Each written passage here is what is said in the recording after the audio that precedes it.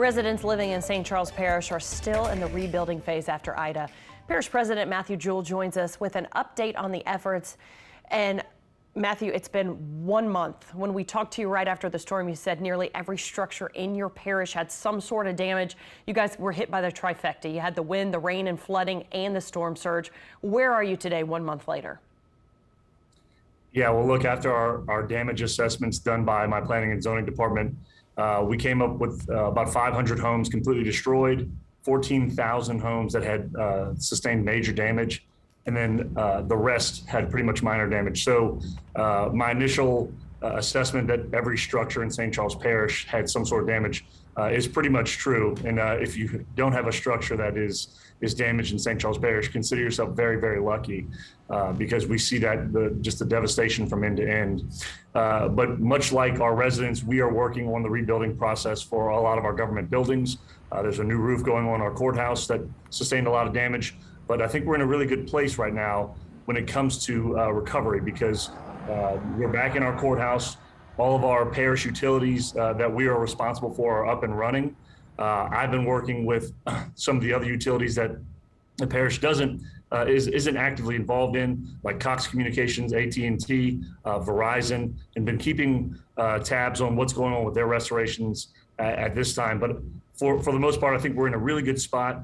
If you would have told me we would be where we are today, the day after the storm, I probably would have been a little skeptical, but we've been able to really put it all together, and our employees have been great, getting this parish back on track, along with the first responders, the law enforcement, and firefighters. We good to hear. We just mentioned utilities. You do have electricity back, but there are some rolling outages, and a lot of people still don't have internet. Yeah, people are going to see rolling outages from time to time. Obviously, Entergy is still out there working. The majority of all of those contractors are in other parishes now. But as Entergy takes some of the temporary repairs that they made and makes them more permanent, folks could see their electricity shutting off. And additionally, we know there's still a lot of contractors out there working, cutting trees, doing other things. So I'm sure accidents are bound to happen as well. What about housing? We've talked to several parish presidents this morning, and they have not been happy with the way FEMA has handled things. What's been the case in your parish? No, look, I completely agree. I think that there was plenty of time to learn lessons after Katrina and every other disaster that's happened across the country since Katrina. And here we are sitting here negotiating with FEMA as if we should have to negotiate when we have people who don't have homes. So I've requested that FEMA extend the TSA program as long as they need to until they are ready with their trailers.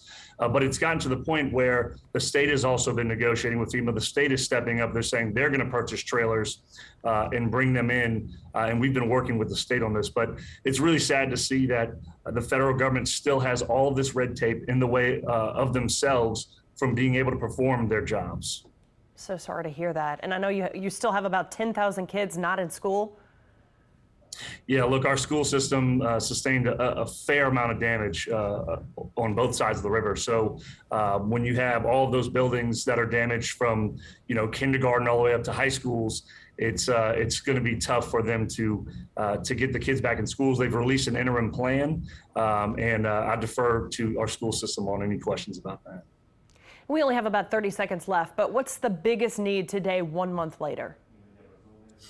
So I think obviously the biggest need is to get our folks who don't have homes right now into some sort of housing. Our goal is to get trailers into people's front yards so that they are close to home while they are rebuilding their homes. Sure. And then obviously getting debris off the streets. We have over 50 trucks working in St. Charles Parish right now. We've been averaging over 23,000 yards off the street every day. So we just need to keep pushing at getting that debris off the streets. I've been working with our contractor to get more trucks in to speed up that process. But it is going to take time with over 2 million yards of debris on the streets. Matthew Jewell, thank you so very much for the update, and our thoughts and prayers are still with you and the people of your parish. We appreciate you. Thank you. Peyton.